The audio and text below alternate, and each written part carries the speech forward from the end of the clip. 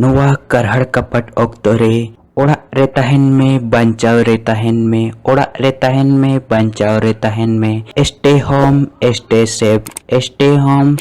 Life सनम को दुलड़ जोहार तहन नोआ सांथाली मीडिया ऑफिसर रे बन नेलिया मिस्टर सुपरस्टार लखन सोरेन तो नोआ करहड़ कपट ऑक्तो रे कोरोना वायरस खन चेत बन चिकाय लेखन नापाय रे बन तहना ओनागे लय सदरा बना लखन सोरेन तो चलो एतहब खना मुचाद धाबिज बन आजम मा सानाम को जोहार इंगे लखन सोरेन और अड़ी दुख रेना कथा कना जे जेगेत जगत रे अब नितो अड़ी मारंग रुआ आजार को पड़ाव कना अड़ी गान दिसोम रेन अड़ी गान होड़ रुआ आजार रे पड़ाव कते को गोज इदी कना मुचाद इदी कना आ नितो मा ओना रुआ अबो नो भारत दिसोम रे बोलो उतर कना नो रेना रान बेनाव लगित मा नोडेलिन साइंटिस्ट को से बांग डॉक्टर को छुटे होगन गया मेनखान नो आजार खन बंचाव लगित दो सावधानी के अड़ी मारंग कथा कना अब सावधानी इदी कते के नो जहां कोरोना वायरस से कोविड-19 अब को सुरते बांग हिजुगा और नो आजार अब को सुरते बांग हिजु लगित मोने गोटांग कथा उहर दोहो हुआ पहिलो कथा हुई कना नो जहां ती तब मेना अब बारंबार हैंड वॉश ते से बांग साबुन ते अरुबमा और जहां जमनु मणा रे मा अरुब निहति दरकार गे जहां के बे हाना नवा सामान को जोटे दे साबे अब ओनाते नो जहां ती मेना बारंबार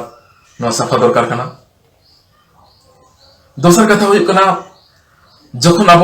खूब सनाबोना से बांग अच्छी सनाबोना एनखान ओना रूमाल ते बांखान टिश्यू पेपर ते बेदो हुआ और ओना टिश्यू पेपर दो डस्टबिन रे चापात गिड़ी हुआ और बांखान ओना रूमाल से बांग लुगड़ी ओना दो सफा हुआ और बांखान दो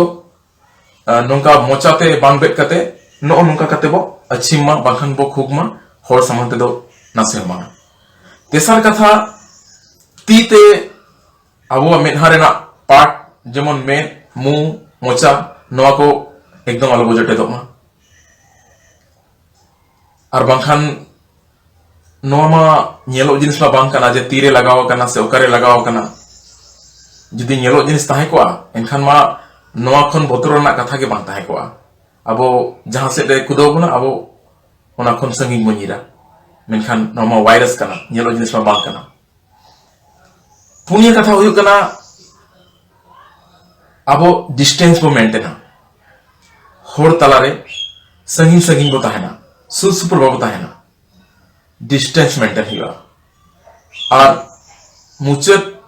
और मोड़े कथा जहां मेना का ओना दो मेना ओड़ा रे बो ताहेना ओड़ा खन बाहरे के बाबा ओडकोआ तबे नाम नो आजार खन अब संगी रे बोता है ना सेफ रे बोता है ना सुरक्षा रे बोता है ना रोफा रे बोता है ना और निहलिमा अब को अडिगान भांडान बापला छूत छटियर मेना आकर गया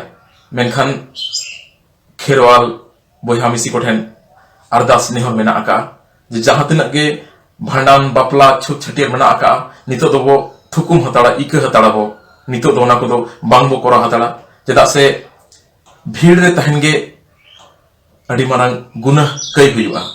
ओना लगिते अबो का सेफ्टी दो अबो का तीरे के बिना मान खान सनम को गे जोहार तो नुआ नुआ कथा को अपनार लेखन कोरोना वायरस खना बंचाव रे बन तहना आर मा एनखान नुआ कहर कपट ऑक्तो रे नापाय रे तहन मा आर बंचाव रे तहन मा ओड़ा रे तहन में बंचाव रे तहन में स्टे होम स्टे सेफ।